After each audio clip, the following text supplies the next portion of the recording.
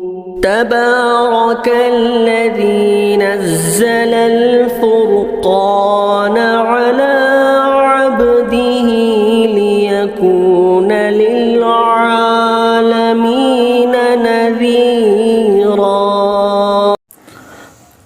السلام عليكم ورحمة الله وبركاته. الحمد لله نحمده ونستعينه ونستغفره ونؤمن به ونتوكل عليه ونعوذ بالله من شرور أنفسنا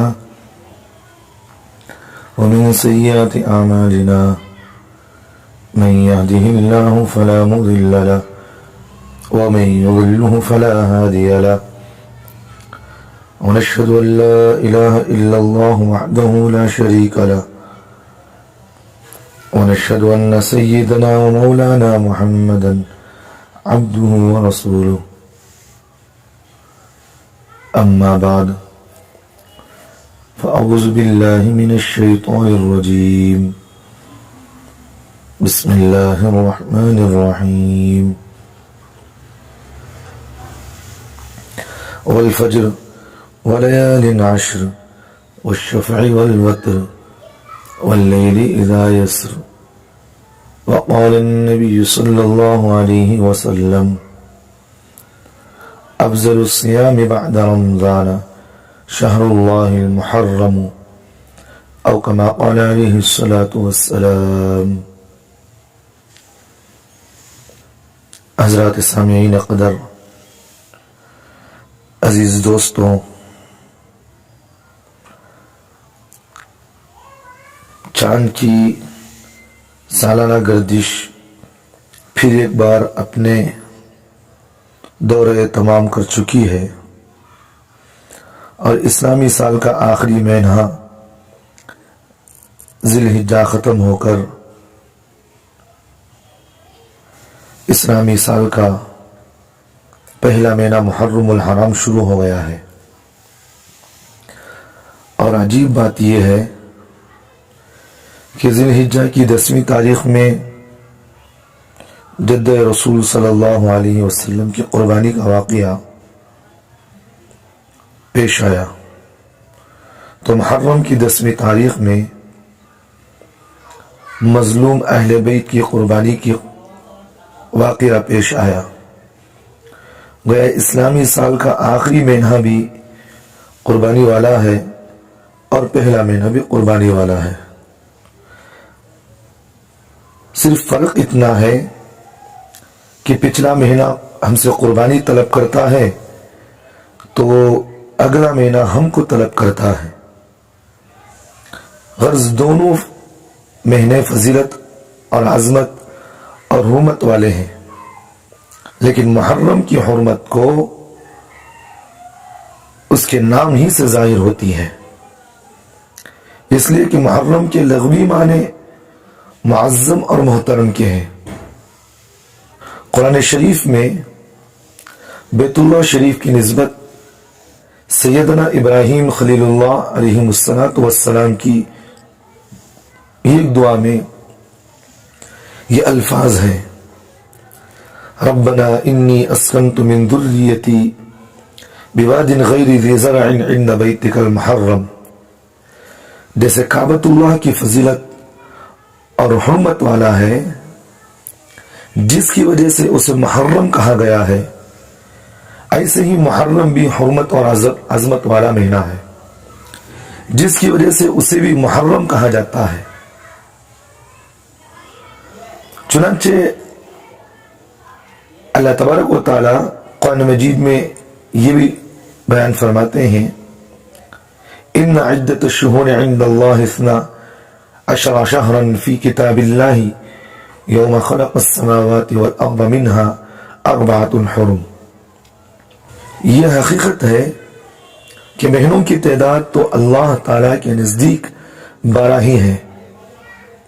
اس دن سے جب سے اس نے زمین و آسمان بنائے ہیں ان میں سے 4 مہینے خصوصاً حرمت والے ہیں، یعنی محرم، رجب، ذی القعدہ، ذی الحجہ. پھر ان سب سے زیادہ حرمت اور فضیلت محرم الحرام کو حاصل ہے، یعنی کہ ان تمام 4 مہینوں میں جن میں اللہ نے خیر و برکت زیادہ رکھی ہے وہ محرم کے مہینے میں رکھا ہے۔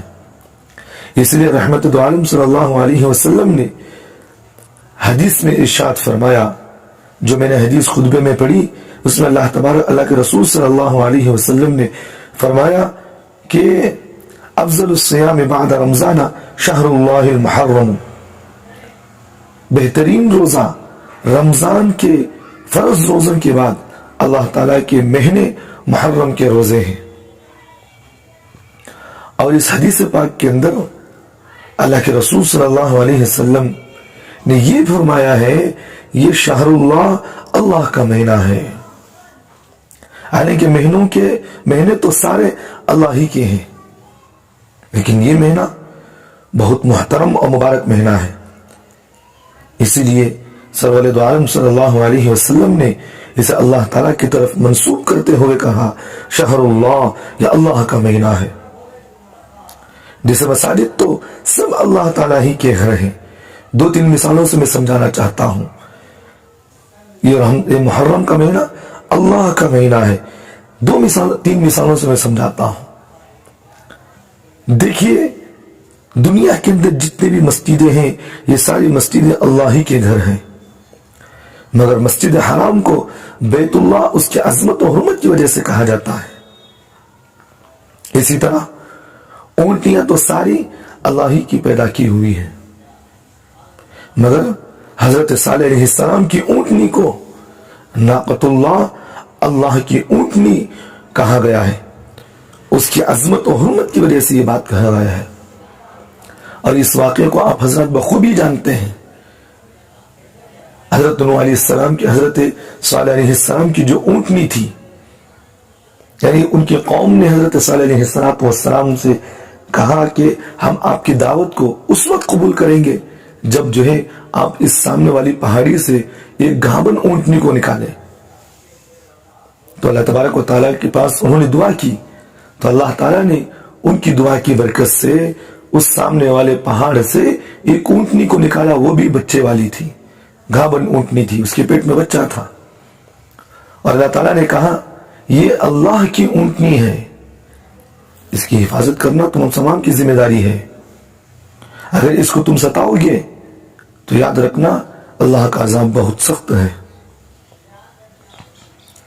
اور پھر اسی طرح ایک مثال سمجھ لے، تمام انبیاء کرام علیہ السلام اللہ ہی کے بھیجے ہوئے ہیں، لیکن نبی و آخر الزمان رسول اللہ صلی اللہ علیہ وسلم، مگر ان کی عظمت اور حرمت کی وجہ سے ان کو محمد الرسول اللہ صلی اللہ علیہ وسلم کہا جاتا ہے۔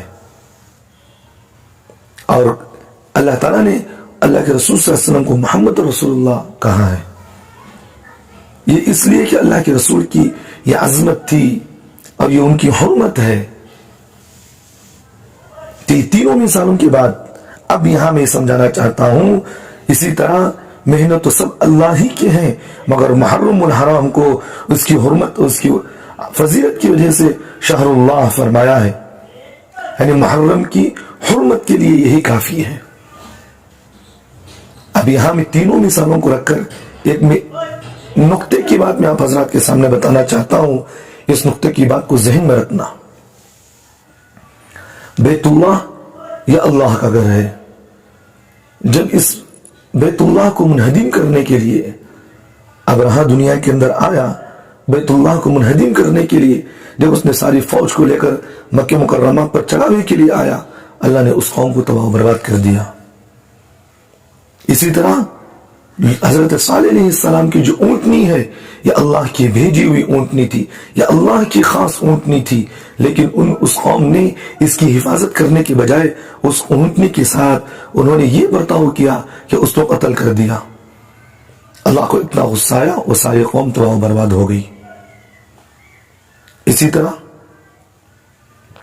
محمد رسول اللہ صلی اللہ علیہ وسلم، جتنے بھی انبیاء ہیں یہ اللہ کے بھیجے ہوئے رسول ہیں، لیکن خصوصاً اللہ تعالیٰ اپنے محمد اور اپنے حبیب کو اتنی محبت کرتے ہیں، اتنی محبت ان سے کرتے ہیں، اور نبیوں سے اتنی محبت نہیں کرتے،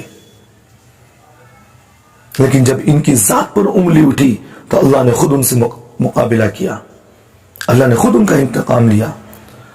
رسول کے نقش قدم پر توڑنے والوں سے بھی اللہ نے ان سے مقابلہ کیا، ان کے قول کو، ان کے افعال کو انگلیاں اٹھانے والوں کے ساتھ اللہ نے مقابلہ کیا، کیونکہ اللہ نے رسول اللہ کی ذات کی حفاظت کی قسم کھائی ہے.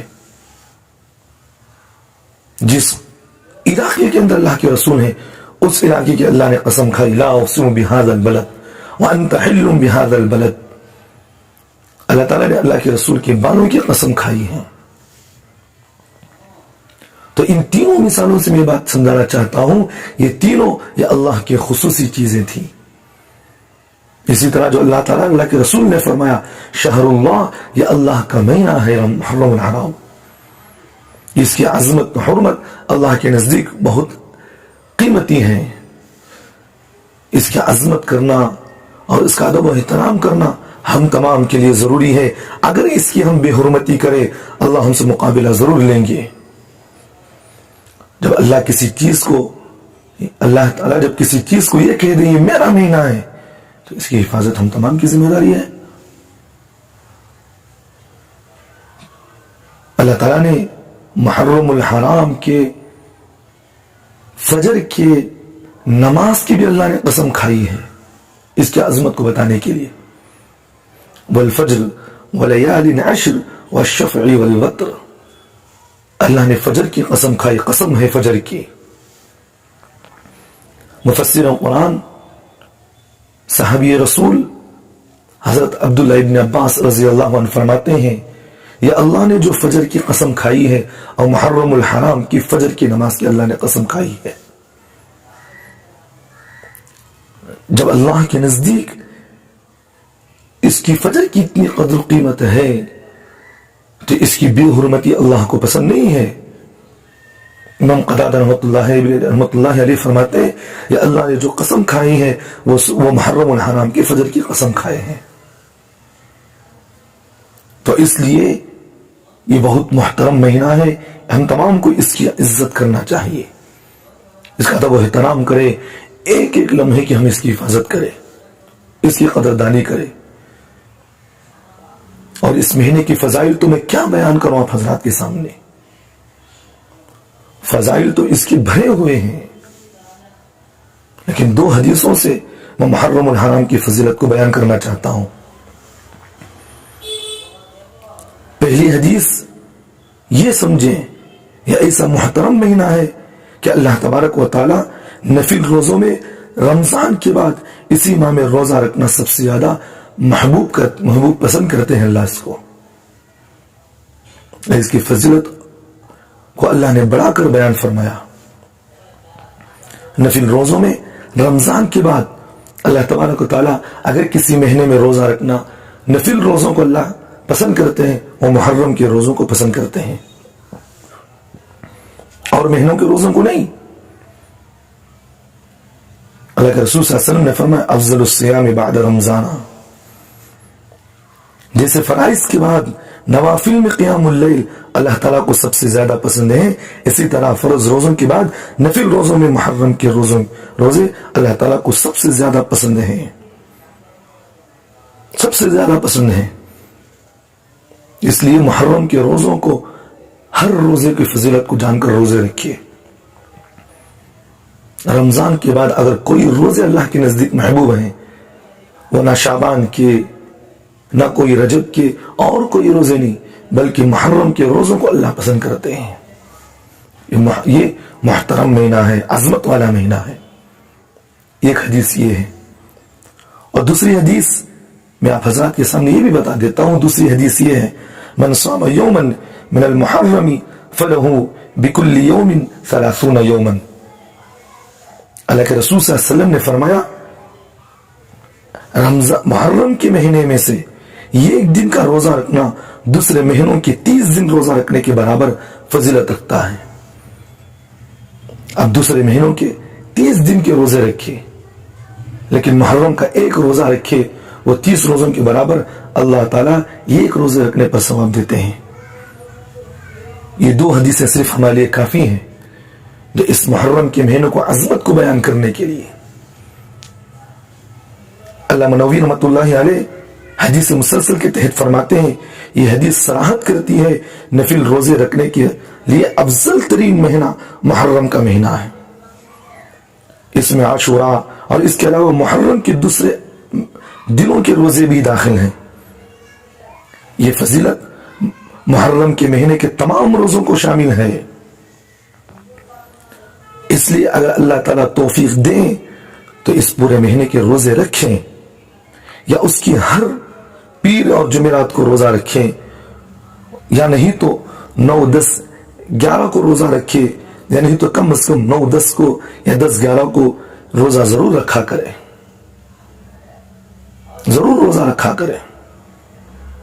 اب یہاں آپ حضرات کے سامنے ایک اشکال کا میں جواب دے دیتا ہوں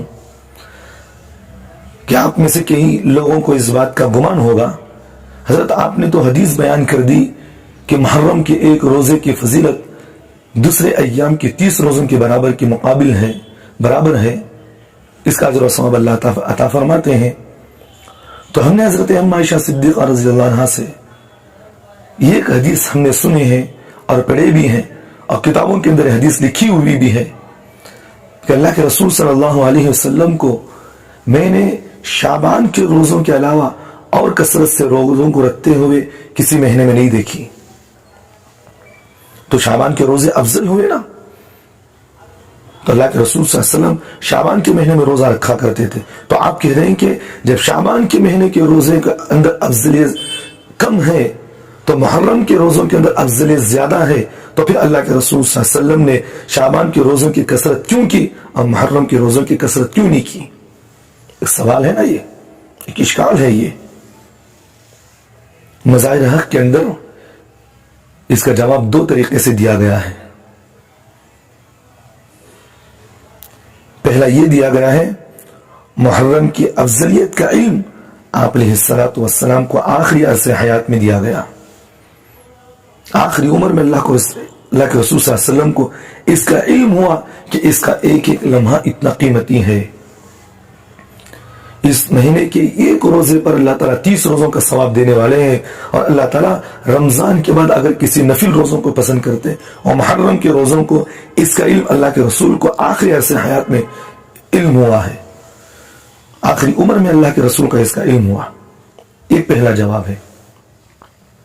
اور دوسرا جواب اس کا یہ ہے کہ اللہ کے رسول صلی اللہ علیہ وسلم اس ماہ میں اسفار اور آزار کی وجہ سے، عذر کی وجہ سے محرم میں کثرت سے روزہ رکھنے کا موقع نہیں مل سکا تھا. اللہ کے رسول صلی اللہ علیہ وسلم کو موقع نہیں مل سکا تھا. بہرحال ان روایت سے محرم الحرام کی حرمت، عظمت و فضیلت واضح ہو جاتی ہے. حضرات گرامی قدر، پھر یہ مہینہ عظیم الشان تاریخی واقعات کا حامل بھی ہے. اس میں اہم امور اور محتم بالشان واقعات رونما ہوئے ہیں. من جملہ ان میں سے رحمت دو عالم صلی اللہ علیہ وسلم کی ہجرت مدینہ طیبہ کا واقعہ بھی اسی محترم مہینے میں پیش آیا، اور یہ یادگار مہینہ ہے اس واقعے کی وجہ سے، جس کا بنیادی مقصد اللہ جل شانہ کے پیغام اور احکام کی حفاظت اور دعوت تھا. یعنی کہ اللہ کے رسول صلی اللہ علیہ وسلم کی دعوت و تبلیغ کی جو محنت تھی، اس محنت کے اندر اور کھل کر محنت کرنا چاہ رہے تھے، جو حق و باطل کا کامیابی کا سب سے بڑا پیش خیمہ تھا، جس کے بعد اسلام اور اسلام کو صحیح طور پر عقیدہ اور عمل کی پوری آزادی ملی. روایت میں آتا ہے کہ نبوت کے 13ویں سال محرم الحرام میں رسول اکرم صلی اللہ علیہ وسلم نے اللہ تعالیٰ کے حکم سے مدینہ طیبہ کی طرف ہجرت کی نیت فرمائی، کیونکہ اللہ کے رسول کی خواہش تھی یہ کہ ہم مدینہ کی طرف ہجرت کریں. اور حضرت ابوبکر رضی اللہ عنہ نے کئی مرتبہ اللہ کے رسول سے اس بات کی خوشی کا اظہار، اس خواہش کا اظہار فرمایا کہ اللہ کے رسول ہم مکہ چھوڑ کر کہیں اور سفر کر لیں تاکہ ہم دین کی محنت کر سکیں صحیح طریقے سے. تاکہ ہم اپنے عقائد پر اور ہمارے دین پر ہم صحیح طور پر عمل کر سکیں. لیکن اللہ کے رسول صلی اللہ علیہ وسلم اس کا اظہار نہیں فرمایا کرتے تھے، لیکن دل میں خواہش تو تھی. لیکن اس خواہش کو اللہ تعالیٰ نے اللہ کے رسول صلی اللہ علیہ وسلم کی اس خواہش و تمنا کو پوری فرمایا، اور محرم کے مہینے میں اللہ کے رسول کو حکم دیا کہ اب آپ مکہ چھوڑ کر مدینہ کی طرف ہجرت فرمائیں. پھر اللہ کے رسول صلی اللہ علیہ وسلم محرم الحرام کے مہینے میں ہجرت کا سفر کی تیاریاں شروع کر دی. پھر کچھ دنوں کے بعد سفر کے مہینے میں 26 تاریخ کو مکہ چھوڑ کر مدینہ کی طرف روانہ ہو گئے. اسی وجہ سے حضرت سیدنا عمر فاروق رضی اللہ عنہ نے اپنے دور خلافت کے 4 یا 5ویں سال 17 ہجری میں حضرات صحابہ کے اجماع سے یہ فیصلہ فرمایا کہ حضور اکرم صلی اللہ علیہ وسلم چونکہ اسلامی سال کے پہلے مہینے ہی میں ہجرت کی نیت کر چکے تھے، لہذا سن ہجری کی ابتدا بھی اسی مہینے سے کی جائے. اس طرح سن ہجری کی ابتدا محرم الحرام سے ہوئی، جو ایک یادگاری نہیں بلکہ اسلامی تشخص، امتیاز اور مسلمانوں کا شعار ہے. یہاں سے اسلام کی تاریخ شروع ہوئی ہے. محرم کی پہلی تاریخ سے اسلام کی پہلی تاریخ شروع ہوتی ہے. لیکن افسوس سے یہ بات کہنا پڑ رہا ہے مجھے، افسوس سے آج اکثر مسلمانوں اس سے غافل ہیں. ہم جانتے ہیں کہ حالات زمانہ کے لیے انگریزی تاریخ کو جاننا اور انہیں استعمال میں لانا بھی ضروری ہے، مگر شمسی تاریخوں کے ساتھ ساتھ قمری تاریخوں کا بھی اہتمام کر لیا جائے تو کیا نقصان ہو سکتا ہے؟ بتاؤ مجھے. کاش محرم الحرام سے ہماری فکر اور خیالات میں تبدیلی آئے اور ہم اسلامی تاریخ کے جاننے اور اسلام اور استعمال کرنے کا شعور اور جذبہ پیدا کریں. یہ بھی محرم کا اہم پیغام ہے. حضرات، اس کے علاوہ اس مہینے کے عظیم یادگاروں میں سے سیدنا عمر فاروق رضی اللہ عنہ کی شہادت کا واقعہ بھی ہے، جو یکم محرم الحرام کو پیش آیا. بدقسمتی سے شیعہ ذہنیت نے محرم الحرام کو شہادت حسین رضی اللہ عنہ کے ساتھ خاص کر دیا. میں یہاں یہ ایک نقطے کی بات بتا رہا ہوں آپ کو. یہ کیوں حضرت عمر سے اتنا دشمنی کرتے ہیں، جس کے لیے انہوں نے یکم محرم کو، یعنی محرم کی پہلی تاریخ کو حضرت عمر رضی اللہ عنہ کی شہادت کا تذکرہ نہیں کرتے؟ کیوں ان کی اتنی دشمنی ہے؟ جبکہ حضرت عمر رضی اللہ عنہ کے سلسلے میں حدیث کے اندر اور کتابوں کے اندر بہت سارے ان کے فضائل کو بیان کیا گیا ہے. اللہ کے رسول صلی اللہ علیہ وسلم نے فرمایا، اگر میرے بعد کوئی نبی ہوتا وہ عمر ہوتا. اور اللہ کے رسول صلی اللہ علیہ وسلم نے فرمایا، جس گلی سے عمر گزر جائے اس گلی سے شیطان نہیں گزرتا. اور عمر کے نام سے شیطان ڈرتا ہے. تو اسی لیے آج شیعہ حضرت عمر سے ڈرتے ہیں نام سے بھی. تو معلوم یہ ہوا کہ شیعیت اور رافضیت جو لوگ ہیں یہ شیطانی ذہنیت کے ہیں. یہ لوگ اسلام سے ان کا کوئی تعلق ہی نہیں ہے. حضرت عمر رضی اللہ عنہ کے بارے میں اللہ کے رسول صلی اللہ علیہ وسلم نے ایک مجلس میں فرمایا کہ عمر، میں تمہیں جنت کا پروانہ دنیا میں دیتا ہوں. اور ایک حدیث میں اللہ کے رسول صلی اللہ علیہ وسلم نے فرمایا، عمر، میں جب معراج پر گیا تو وہاں میں نے جنت میں تمہارا محل بھی دیکھ کر آیا ہوں. اور اللہ کے رسول صلی اللہ علیہ وسلم نے اتنی ان کی جنت کی فضائل اللہ کے رسول نے فرمایا ہے. اور سیرت اور تاریخ کی کتابوں کے اندر یہ بات بھی لکھی ہوئی ہے کہ حضرت عمر رضی اللہ عنہ کے 20 مقامات ایسے ہیں جو قرآن مجید میں حضرت عمر کے رائے پر اللہ نے قرآن کو اتارا، ان کے تائید پر اللہ نے قرآن مجید کی آیتوں کو اتارا کہ عمر بات کہہ رہے ہیں سچ ہے، یہ عمر کی بات کو ہم لینا چاہیے۔ 20 یا 21 آیتیں حضرت عمر کی رائے پر اتری ہیں، اس سے کوئی بڑی فضیلت ہونا چاہیے؟ شیعہ ذہنیت والے ان لوگوں کی 2-3 عقائد میں بیان کرتا ہوں جو اہل سنت اور جماعت سے لوگ خارج ہیں۔ ہمارے بنگلور شہر کے اندر جن کو ہم شیعہ اور رافض کو ہم یہ کہتے ہیں نا، بھورے سیٹ جسے ہم کہتے ہیں، یہی لوگ ہیں اہل سنت والجماعت سے خارج، جن کی مسجد آپ دیکھنا چاہیں تو آپ خلاص پڑھ لے کہ فیچر کا علاقہ جو ماولی کو طرف جاتا ہے وہاں ان کی مسجد آپ جہاں وہاں کر دیکھ لے۔ میں خود روز دیکھتا ہوں ان کی مسجد کو، اور وہاں محرم 1 محرم سے جیسی چاند کی تاریخ ہوتی ہے وہاں ان کی سبیلیں شروع ہو جاتی ہیں اور ان کی بدعتیں شروع ہو جاتی ہیں۔ یہ حضرت عمر اور حضرت ابوبکر، حضرت عثمان غنی رضی اللہ اجمعین کے بارے میں یہ لکھتے ہیں ان کی کتابوں کے اندر، یہ تینوں جہنمی ہیں۔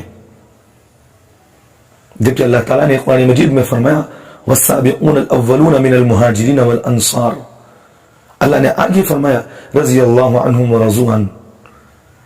یہ مہاجرین و انصار میں جو سب سے پہلے ہجرت کرنے والے مہاجر ہیں، جو ہجرت کرنے والے ہیں، یہ اللہ تعالیٰ ان کو جنت کا پیغام سنا رہے ہیں۔ یہ تینوں جنت کے پیغام ہیں ان کو۔ حضرت عائشہ صدیقہ رضی اللہ عنہ کے بارے میں لکھا ہے، ان کو یہ لکھتے ہیں اعوذ باللہ ثم اعوذ باللہ، یہ جہنمی ہیں۔ اتنے ذہنیت گندے ذہنیت والے ہیں، اور یہ تو حضرات صحابہ کے ان کے عقائد ہیں، اور قرآن مجید کے بارے میں ان کی کتابوں کے اندر لکھی ہوئی بات ہے کہ یہ لکھتے ہیں کہ قرآن مجید 30 پارے نہیں بلکہ 40 پارے ہیں قرآن کے، اور یہ لکھتے ہیں کہ 10 پارے اس زمانے میں ایک بکری نے کھا لی، جس کی وجہ سے 30 پارے دنیا کے اندر باقی ہیں اور 10 پارے نہیں ہیں، اور یہ بھی کہتے ہیں کہ اس قرآن کے اندر رد و بدل ہوا ہے۔ اب مجھے آپ کہہ سکتے ہیں کہ حضرت پھر ہم تو دیکھتے ہیں کہ نمازوں کے اندر قرآن پڑھتے ہیں وہ، ہم آپ کو ایک بات یہاں اشکال کا جواب دے دیتے ہیں۔ دیکھیے، ہر داڑھی چھوڑنے والا مسلمان نہیں ہوتا، ہر قرآن پڑھنے والا مسلمان نہیں ہوتا، تو اسی طرح نماز میں قرآن کا ان کا پڑھ لینا ان کی مسلمانیت ہونے کی علامت نہیں ہے۔ کافر بھی قرآن پڑھتا ہے تو کیا مسلمان ہو گیا؟ دین عقائد پر باقی رکھتا ہے، عمل سے نہیں۔ عمل کافر بھی کر لے، نماز پڑھ لے تو اس پر ثواب نہیں ملے گا۔ عمل اگر کافر بھی روزہ رکھ لے تو اسے روزے کا ثواب نہیں ملتا، اگر کافر بھی حج کر لے تو حج کا ثواب اسے نہیں ملتا، زکوٰۃ دے، زکوٰۃ کی نیت سے اگر پیسوں کو خرچ کرے تو اسے ثواب نہیں ملتا، زکوٰۃ کا اسے ثواب نہیں ملے گا۔ اسی طرح ان کا قرآن پڑھنا ثواب کا فائدہ ان کو کچھ نہیں دیتا، کوئی ان کو فائدہ نہیں ہے جب تک کہ دین کے اندر عقائد پختہ نہ ہو۔ عقائد کو مضبوط کر لے، ہم ان کو مان لیں گے کہ یہ بھی اہل سنت والجماعت کے اندر داخل ہیں۔ تو اس لیے علماء نے مسئلہ لکھا ہے کہ رافضی اور شیعہ کی لڑکی سے نہ آپ شادی کر سکتے ہیں بغیر کلمہ پڑھائے ان کو، نہ اپنے بچیوں کو ان کی نکاح میں آپ دے سکتے ہیں۔ تو میں بتانا یہ چاہ رہا ہوں کہ شیعہ ذہنیت والوں نے محرم الحرام کو شہادت حسین رضی اللہ عنہ کے ساتھ خاص کر دیا ہے، یعنی یہ لکھا ہے کہ یہ شہادت حسین یہ محرم کے مہینے میں ہوئی ہے، اور یہ حضرت حسین کے فضل سے یہ محرم کے اندر ایک عظمت پیدا ہو گئی ہے۔ بات غلط کہتے ہیں، یہ غلط کہتے ہیں۔ بات دراصل یہ ہے کہ آپ یہ سمجھے کہ اللہ نے ان کو شہید کا مرتبہ جو دیا ہے اور محرم الحرام کے افضل دن یعنی 10 محرم کو اللہ نے 10 محرم کو اللہ نے ان کو شہادت کا مرتبہ دیا ہے۔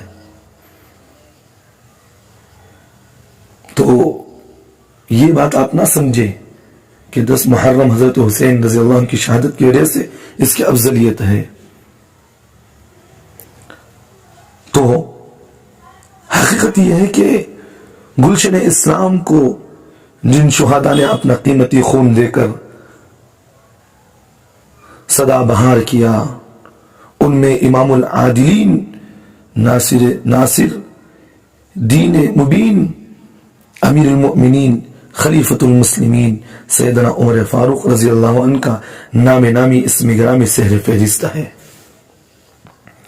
आप रजी अल्लाह अन्हु आसमान अदालत व शुजाअत पर आफताब बनकर चमके और इस्लाम को महताब आलम ताब बना दिया। आप रजी अल्लाह अन्हु को हमेशा शहादत की आरज़ू रहा करती थी और हमेशा दुआ किया करते थे, अल्लाहुम्मा ज़ुक़नी शहादतन फी सबीलिक वजअल मौती फी बलदी रसूलिक। ऐ अल्लाह, मैं तेरे रास्ते में शहादत का सवाल करता हूँ और तेरे रसूल सल्लल्लाहु अलैहि वसल्लम के शहर में मौत चाहता हूँ। इसलिए उलमा ने लिखा है कि अगर कोई आदमी रोजाना इस दुआ की पाबंदी कर ले, दिन में एक मरतबा अगर दुआ पढ़ ले, अल्लाहुम्मा रज़ुक़नी शहादतन फी सबीलिक वजअल मौती फी बलदी रसूलिक, आदमी दुआ की कसरत करे, दिन में एक मरतबा भी पढ़ ले, अल्लाह की ज़ात से उम्मीद है अल्लाह ताला उसको शहादत का मरतबा नसीब फरमाएंगे और अल्लाह के रसूल सल्लल्लाहु अलैहि वसल्लम के शहर में अल्लाह उसे कब्र की जगह नसीब फरमाएंगे। इसलिए अल्लाह ने इनकी दुआ को कबूल फरमा लिया और जो दुआ दिल से मांगी जाती है बारगाह इलाही में वो जरूर मंजूर और कबूल हो जाती है। असल वाकया कुछ इस तरह है, मैं वो भी बयान कर देता हूं। बहुत सारे हजरात हजरत उमर रजी अल्लाह अन्हु के शहादत के वाकयों को कुछ मिलाकर और कुछ घुमा फिरा कर कहते हैं। मैं इस वाकये को कुछ मुख्तसर तौर पर आप हजरात के सामने बता देता हूं। असल वाकये का ज़ुहूर इस तरह हुआ, अबू लूलू फेरोज नामी एक ईरानी मजूसी पारसी जो हजरत मुगीरा इब्न शुबा रजी अल्लाह अन्हु का गुलाम था और चक्कियां बनाने का माहिर था वो, और हर वक्त हजरत उमर फारूक रजी अल्लाह अन्हु के फुतूहात की खबरों से दिली हसद की वजह से अंदर ही अंदर खड़कता रहता था। वो दिल ही दिल के अंदर हसद था उसको। खुसूसन उसे उस वक्त हसद की ज्यादा उसे हसद वहां पैदा हुआ जब ईरानी फुतूहात की खबर से तो उसका दिल जलकर खाक हो गया वहां पर। यानी जब उसे ईरान की फुतूहात की खबरों की तरह मिलती गई, हजरत उमर रज़ी अल्लाह अन्हु ने फला ईरान के इलाके को फतह कर दिया, पूरे मुल्क को फतह कर दिया, तो वो उसके दिल के अंदर और ज्यादा हसद पैदा हो गई और हजरत उमर फारूक अन्हु के खिलाफ उसके दिल में जोश इंतकाम बढ़ता गया और इसी फिक्र व इंतजार में रहता था अपने हम मजहब, हम मसलक, हम वतनों का किसी न किसी तरह फारूक आजम से बदला लिया जाए। चुनांचे एक रोज आप रजी अल्लाह अन्हु हज़्ब मामूल मस्जिद नबवी में रसूलुल्लाह सल्लल्लाहु अलैहि वसल्लम के मुसल्ले पर नमाज फजर पढ़ाने के लिए खड़े हो गए।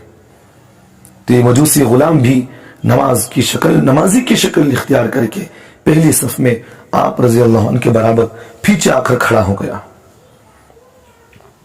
फारूक आजम रजी अल्लाह अन्हु ने जो ही नमाज फजर शुरू फरमाई, जैसे ही फजर की नमाज शुरू की, इस कमीने ने पीछे से जहर में डूबा हुआ खंजर लाया और पे दर पे जोर जोर से आप रज़ी अल्लाह अन्हु को जख्म कर दिया। यानी पीछे उसने इतना वार किया, पीठ पर इतना वार किया कि मुअर्रिखीन ने किताबों के अंदर लिखा है कि खंजर इसने इस तरह मारा कि पीठ के पीछे से लेकर चुभी वो और सामने सीने से निकल गई। इतना जोरदार उसने खंजर मारा और खंजर भी ऐसा वैसा नहीं था, जहरीला था खंजर। आप रजी अल्लाह अन्हु को जख्मों से चूर चूर कर दिया और गिरते वक्त फौरन हजरत उमर फारूक रजी अल्लाह अन्हु ने अब्दुर्रहमान बिन औफ जो पीछे खड़े हुए थे रजी अल्लाह अन्हु का हाथ पकड़ा और मुसल्ले पर इमामत के लिए खड़ा कर दिया اور اشارے سے نماز مکمل کرنے کا حکم دیا کہ میری جان کی فکر نہ کرنا، دنیا سے تو مرنا جانا ہے، دنیا سے ایک نہ ایک دن ضرور جانا ہے، لیکن نماز نہیں توڑنا ہے، نماز مکمل کرو۔ یہ واقعہ صرف سامنے والے سب دیکھ رہے ہیں جو اس وقت موجود تھے، سامنے جو کھڑے ہوئے تھے، لیکن پیچھے جو مسجد بھری ہوئی تھی اس مسجد والوں کو کوئی اطلاع نہیں کہ سامنے اس طرح کا واقعہ پیش آیا۔ اس نے آپ رضی اللہ عنہ کے ساتھ اور لوگوں کو بھی زخمی کر دیا جو ارد گرد کھڑے ہوئے تھے پہلی صف میں۔ جب اسے پکڑنے کے لیے آئے تو کئی لوگوں کو اس نے زخمی بھی کر دیا، مار دیا۔ بالآخر اسے پکڑ لیا گیا تو وہی خنجر اپنے سینے میں اتار دیا اور اپنے سینے میں اپنا خنجر اتار لیا، وہی خنجر اپنے سینے میں اتار لیا۔ آپ نے فاروق اعظم رضی اللہ عنہ کی دشمن کی پرانی نشانی اس نے کیا کیا؟ اپنی خودکشی کر لی، یعنی کہ وہ جو پرانی دشمنی تھی اس کی اپنی دشمنی پوری مکمل کر لی، پھر اس خنجر کو اپنے جسم میں ڈبایا، مار لیا اور وہیں وہ مر گیا۔ اس کے بعد حضرت عبد الرحمن بن عوف رضی اللہ عنہ نے نماز ختم کی، صحابہ اکرام کو معلوم ہوا تو آپ رضی اللہ عنہ کے ارد گرد محراب کے قریب جمع ہو گئے۔ ایک اضطراب کی کیفیت طاری ہو گئی۔ علاج کے لیے مدینہ منورہ کی مشہور طبیبوں کو بلایا گیا، لیکن اس کے پلائے ہوئے دوا زخموں کے راستوں سے باہر نکل جایا کرتی تھی۔ جو بھی دوا منہ میں ڈالتے تو سینے میں جو زخم جو نلی تھی اس نلی سے باہر نکل جایا کرتا تھا۔ آپ رضی اللہ عنہ کو یقین ہو گیا انشاءاللہ میری آرزو شہادت پوری ہو گئی۔ اس وقت آپ رضی اللہ عنہ نے فرمایا اب مجھے دوا کی ضرورت نہیں، دوا ختم ہو گیا، دوا کا وقت ختم ہو گیا، اب دعا کا وقت شروع ہوا ہے، لہذا مجھے میرے مولا کے سپرد کر دیا جائے اور یہ بتاؤ کہ میرا قاتل کون ہے۔ اب حضرت عمر نے پوچھا، صحابہ نے عرض کیا مجوسی غلام جو پارس کا رہنے والا، پارسی تھا، ایران کا رہنے والا۔ تو حضرت عمر رضی اللہ عنہ سن کر اللہ تعالیٰ کو شکر ادا کیا، کہا کہ میرا خون کسی مسلمان کے ہاتھ، میرے خون سے کسی مسلمان کے ہاتھ رنگین نہیں ہوئے۔ پھر اپنے بیٹے سیدنا عبداللہ ابن عمر سے فرمایا میرا سر اپنے گود سے ہٹا کر زمین پر رکھ دیا جائے، شاید اللہ تعالیٰ کو مجھ پر رحم آئے۔ اور پھر فرمایا ام المؤمنین حضرت ام عائشہ صدیقہ رضی اللہ عنہ کی خدمت میں جا کر میرا سلام عرض کرنا، درخواست کرنا کہ عمر رسول اللہ صلی اللہ علیہ وسلم کے پہلو میں دفن ہونے کے لیے وہ جگہ چاہتا ہے جو آپ نے اپنے لیے وہ جگہ مقرر کر رکھا ہے۔ یعنی آپ نے حضرت ام عائشہ صدیقہ رضی اللہ عنہ کی خواہش تھی کہ میرے شوہر محمد رسول اللہ صلی اللہ علیہ وسلم اور میرے باپ حضرت ابو بکر رضی اللہ عنہ ان دونوں کے ساتھ میں بھی اپنے پہلو جگہ باجو بنا لوں، لیکن حضرت عمر نے درخواست کی کہ میں اپنے دوستوں کے ساتھ، اپنے محمد رسول اللہ کے اپنے پیارے نبی کے ساتھ اور اپنے محبوب دوست ابو بکر کے ساتھ، ان دونوں کے ساتھ میں پہلو میں جگہ چاہتا ہوں۔ آپ اگر خواہش ہے، اگر آپ مجھ سے محبت کرتے ہیں، اگر آپ خوشی سے دینا چاہیں تو مجھے اپنی جگہ دے سکتے ہیں۔ تو حضرت ام عائشہ صدیقہ رضی اللہ عنہا سے انہوں نے یہ درخواست پیش کی۔ جب بیٹے نے اپنی روحانی ماں سے درخواست رکھی تو منظور کر لی گئی۔ کہا کہ ضرور، ام عائشہ صدیقہ رضی اللہ عنہا فرمانے لگی کوئی اور ہوتا تو میں انکار ضرور کر دیتی، لیکن عمر فاروق رضی اللہ عنہ جیسے جلیل القدر صحابی رسول کو میں انکار نہیں کر سکتی۔ ام المؤمنین رضی اللہ عنہ نے پہلو مصطفیٰ میں دفن ہونے کی اجازت دے کر شہید ممبر محراب سیدنا عمر بن خطاب رضی اللہ عنہ کو ہمیشہ کے لیے جنت میں سلا دیا۔ پہنچی وہیں پہ خاک جہاں کا خمیر تھا، پہنچی وہیں پہ خاک جہاں کا خمیر تھا، یعنی کہ جہاں کی مٹی ہے وہیں وہ مٹی پہنچ گئی۔ یعنی اللہ کے رسول صلی اللہ علیہ وسلم جہاں مدفون ہیں وہ جنت کا ٹکڑا ہے، اور معلوم یہ ہوا کہ محمد الرسول اللہ صلی اللہ علیہ وسلم کے ساتھ حضرت عمر بھی وہاں مدفون ہے، وہ بھی جنت کا ٹکڑا ہے۔ زخمی ہونے کے 3 دن کے بعد 63 سال کی عمر پا کر 24 ہجری محرم الحرام کی پہلی تاریخ کو سیدنا عمر فاروق رضی اللہ عنہ کی شہادت کا واقعہ پیش آیا۔ لکھا ہے مورخین نے کہ حضرت عمر رضی اللہ عنہ کی جو حکومت تھی وہ پوری دنیا پر تھی۔ اگر حضرت عمر رضی اللہ عنہ اور 10 سال دنیا کے اندر باقی رہ جاتے، اللہ ان کو موقع دے دیتے، تو ساری دنیا کے اندر اسلامی حکومت قائم ہو جاتی۔ آپ رضی اللہ عنہ کتنے خوش نصیب تھے کہ زندگی میں تو ہر وقت حبیب خدا کے قریب رہے، ہمیشہ رہا کرتے تھے۔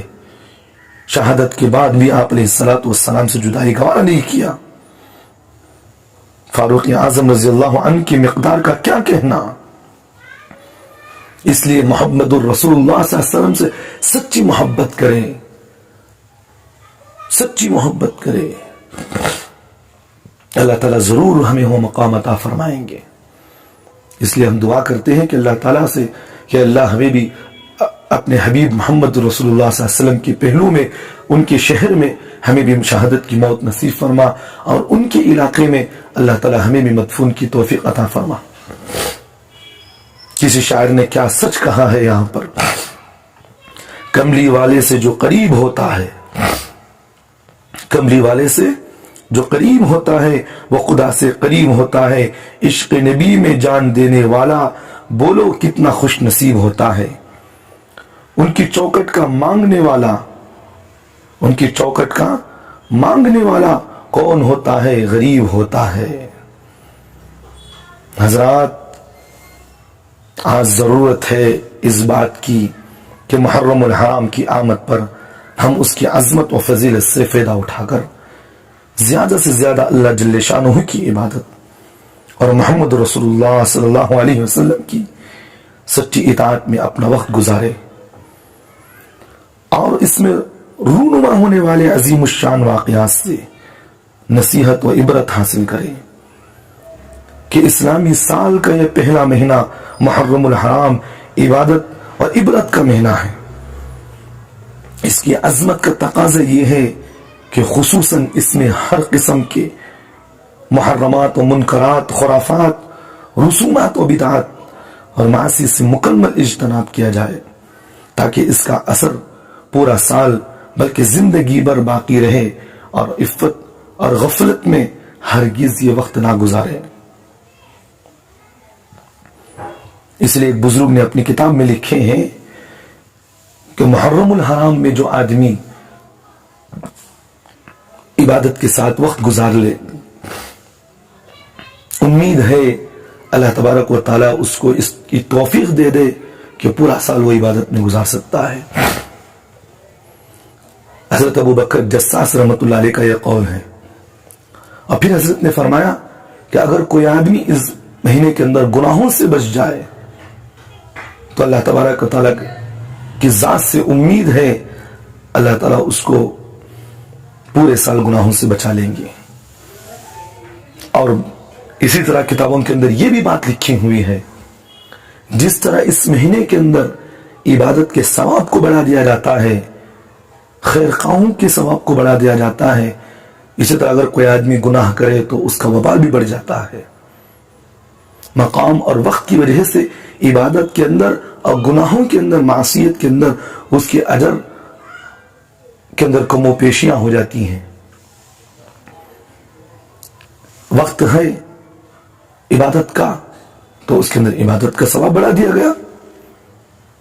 رمضان کا مہینہ ہے، عبادت کا مہینہ ہے، یہ کرو تو اللہ 70 دینے والے ہیں، کیونکہ وقت ہے وہ۔ گناہ ہو تو وہی عذاب دیا جائے گا اتنا ہی۔ اس لیے یاد رکھو، جس طرح دین کی حفاظت اور دعوت کے لیے بوقت ضرورت اپنا پورا ملک چھوڑنا ضروری ہے، جسے ہجرت کہتے ہیں، اور وہ محرم کی ایک یادگار بھی ہے.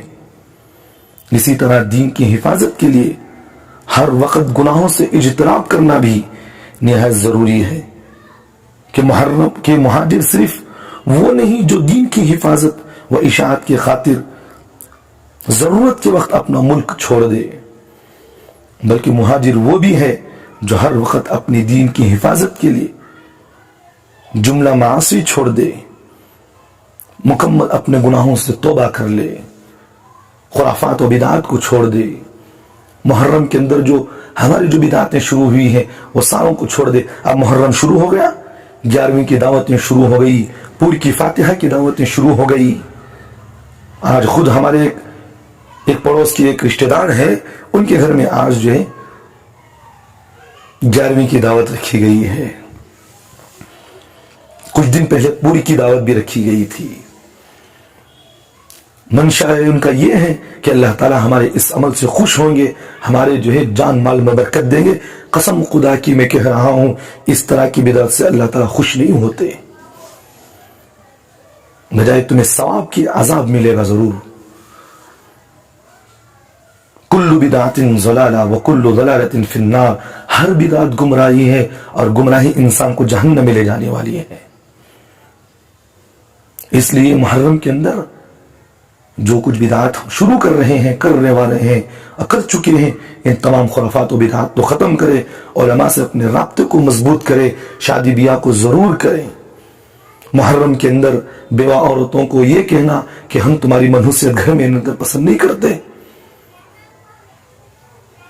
محرم میں نہ شادی بیاہ کی جاتی ہے اور نہ محرم کے اندر خوشیاں کی جاتی ہیں. یہ سمجھتے ہیں کہ یہ غم کا مہینہ ہے، یہ منحوسیت کا مہینہ ہے. یاد رکھنا خدا کے اللہ کے واسطے میں واسطہ دے کر کہہ رہا ہوں، یہ اللہ کا مہینہ ہے. اگر اس مہینے کی ہم بے حرمتی کریں گے، نہ جانے غلط غلط الفاظ استعمال کریں گے، اللہ کی مہینے کی بے حرمتی ہو، اللہ اس کو پسند نہیں کرتے. اللہ کا عذاب بھی آ سکتا ہے، جیسے کہ مثالیں میں نے آپ حضرات کے سامنے پہلے ہی بتا چکا ہوں.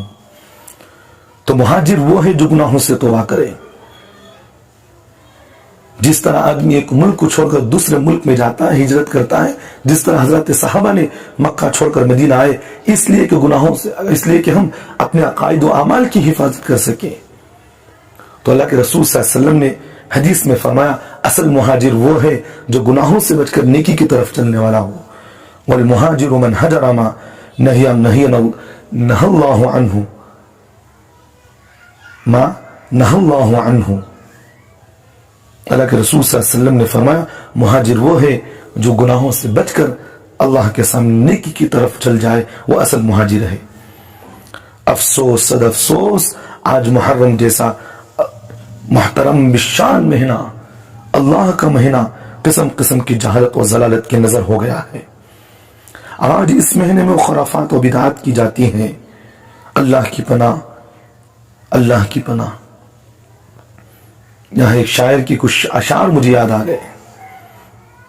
ایک شاعر کہتا ہے ڈھول تاشے سے محرم کو منانے والوں، ڈھول تاشے سے محرم کو منانے والوں، غم سے شہداء کے بڑے دھوم مچانے والوں، تعزیہ اور سواری کے اٹھانے والے، بھاگ اور شیر کو دلدل کے نچانے والے، باغ اور شیر کو دلدل کے نچانے والے. چاند جب محرم کا نظر آتا ہے کیا تیرے جسم میں شیطان اتر آتا ہے؟ چاند جب ماہ محرم کا نظر آتا ہے کیا تیرے جسم میں شیطان اتر آتا ہے؟ خوب ہے ابن علی سے محبت یہ تیری، ساری دنیا سے نرالی ہے یہ عقیدت یہ تیری. تعزیہ اور سواری کی ہے عادت یہ تیری، عشق بازی کی محرم میں ہے عادت یہ تیری. غم جنہیں ہوتا ہے وہ ڈھول بجاتے ہیں کہیں. شاعر کہتا ہے غم جنہیں ہوتا ہے وہ ڈھول بجاتے ہیں کہیں، وہ غیروں کی طرح تہوار مناتے ہیں کہیں، وہ خرافات کا بازار لگاتے ہیں کہیں، ڈھول تاشے سے بھی میت کو اٹھاتے ہیں کہیں. شاعر کہتا ہے وہ خرافات کا بازار لگاتے ہیں کہیں، ढोल ताशों से भी मैयत को उठाते हैं कहीं, ताजियादारी को तैमूर ने ईजाद किया।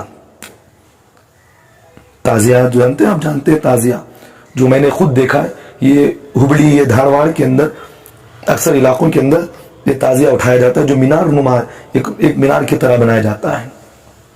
और हमारे बेंगलोर के अंदर पंजों की एक रिवाज है, पंजे जिसे कहा जाता है, वो उसे भी कहते हैं। ये असल इसकी ईजाद जो तैमूर, जो एक बादशाह हमारे हिंदुस्तान के अंदर गुजरा है, इसकी ईजाद की हुई ये सारी खुशियां हैं।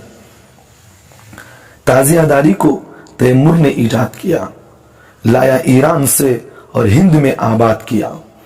था ईरान का रहने वाला और हिंदुस्तान में इसने आकर उसको उरूज पर पहुंचाया और वो सारी बिदातें यहां शुरू हुई।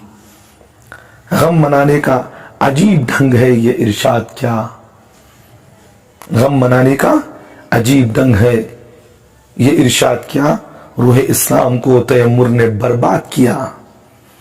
फेले तैमूर है कौले पैगंबर तो नहीं, फेले तैमूर है कौले पैगंबर तो नहीं, गम का ये रंग शरीयत के बराबर तो नहीं।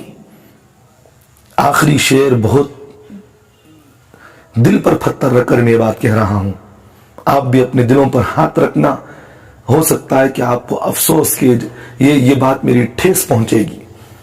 गम तुझे है तो फिर इतना ही जरा करके दिखा, गम तुझे है तो फिर इतना ही जरा करके दिखा, ढोल ढोल ताशों से तेरे बाप की मैयत को उठाकर तो दिखा।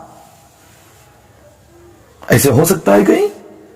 मुहर्रम का महीना आया, खुशियों की बहार आ गई, नाच गाने शुरू हो गए, ढोल ताशे शुरू हो गए, गली गलियों में झंडों की आवाजें और पंजों की आवाजें। ये बेहतरीन बात याद आ गई, कह देता हूं। कुछ दिन पहले मेरी गली के अंदर एक आदमी आया पंजे लेकर, 4 आदमी आए थे पंजे उठा करके। आप जानते हैं पंजे, उनमें जितने भी आदमी थे पूरे दाढ़ी कटाए हुए, दाढ़ी मुंडे थे। और उनकी एक आदत होती है, बाज उसमें शराब, मैं कसम खुदा की मैं कह रहा हूं, मैं अपनी आंखों से देखी हुई बात कह रहा हूं। मैं एक आंध्रा में एक जगह में जमात में था, तो उस वक्त मैंने खुद अपनी आंखों से देखा, मुहर्रम के महीने के अंदर वो जो पंजे उठाते ना, उसमें एक आदमी था जो शराब पिया हुआ था, उसकी जेब में खुद शराब की बोतल थी, और शराब निकाला, पिया, फिर जेब में रख लिया वो, क्योंकि वो उसको उठाने में तकलीफ होती है ना। जब आदमी के अंदर होश हवास नहीं रहती, वो वजनदार चीज को भी उठा लेता है। तो जितने भी लोग थे उसमें, मैंने अपनी आंखों से देखा है कि वो पूरे जो दाढ़ी कटे हुए लोग थे। और वो आए गली में मेरी, बहुत सारे लोगों ने उसी वक्त, किसी ने उसके पैर ढुलाए और किसी ने उसको बहुत अदब और एहतराम के साथ उसके पैर धोने के बाद उससे कहा कि हजरत कुछ पढ़कर हमारे शक्कर में दम कर दें। लेकिन जब वो कर करके चले गए, गलियों में आते हैं उनके पेट धुलाते हैं, चले गए, तो उसके बाद किसी आदमी ने मुझे कहा कि हजरत ये जो आदमी है ये शराब पीने वाला है। अब ये कहता है कि मेरे ऊपर फला बुजुर्ग का साया है, मेरे ऊपर वो आंख पर आए हैं और मुहर्रम के महीने में इस तरह का जो करना चाहिए। और बरस लोग ये समझते हैं कि मुझे मुहर्रम के महीने में इस तरह पंजे उठाने से मेरे सारी जरूरतें पूरी होंगी। कसम खुदा की मैं कहता हूं, इससे हमारी तकलीफें खत्म नहीं होती। नमाजों की पाबंदियां करे, सुन्नत रसूल की अहमियत को अपनी जिंदगी में बिठाए, चेहरों पर दाढ़ियां छोड़े, नमाजों की पाबंदियां करे, माँ बहनों की हुकूक को अदा करे, बहनों की विरासत की माल को हक को अदा करे। बहनों की विरासत को खाने वालों जन्नत में जाने से पहले उनके हक को अदा करे बगैर जन्नत में तुम्हें जाने का अल्लाह हक नहीं देंगे। हुकूक को अदा करो उनके। पंजे उठाने से ना तुम्हारी जरूरतें पूरी होंगी, ना तुम्हारी ख्वाहिशें पूरी होंगी तो वह सिर्फ अल्लाह उसके रसूल के अहकामात से होगी। तो बहरहाल मैं बताना ये चाह रहा हूं कि मुहर्रम के महीना हर खुराफात और बिदात से पाक और साफ हो, इसमें इबादत करें। इस तरह के खुराफात और बिदात में लगकर अपने वक्त को ज़ाय ना करें। कुछ बिदाती हजरात वो हैं जिन्होंने सिर्फ इसलिए अपने पेट को मकसद बनाकर इस तरह के जो है बिदात के अंदर लगे हुए हैं। शरीयत के अंदर अल्लाह उसके रसूल के हुक्म को देखा जाता है, बंदों की बिदात को हुक्म नहीं दिया जाता। دین کے اندر فضائل میں اللہ اس کے رسول قرآن مجید کو دیکھا جاتا ہے. یہ نہیں کہ بندے نے ایک آدمی نے یہ بتا دیا ہمیں یہ کر لیے, 30 بیویوں کی کہانی ہے, وہ 40 بیویوں کی کہانی, فلاں فلاں فلاں بلا بدتر ہمارے ذہنوں میں دہلوں میں گھری ہوئی ہے کہ لیتے ہیں کہ بھی یہ 30 بیویاں پھر 13 بیویاں اس طرح کی کہانیاں پڑھ لے, ضرورتیں پوری ہوں گی. اللہ کی قسم کبھی یہ ضرورتیں پوری نہیں ہوتی. اس لیے شاہ عبد الحمید ندوی رحمت اللہ علیہ فرمایا کرتے تھے, اس عظیم اور مظلوم مہینے کو بھی پہچانو. بعض اجمی فنکاروں نے اس محترم مہینے کو بڑا ظلم کر اٹھا رکھا ہے, اور یہ کر رکھا ہے کہ ہم کسی بھی طرح محرم کو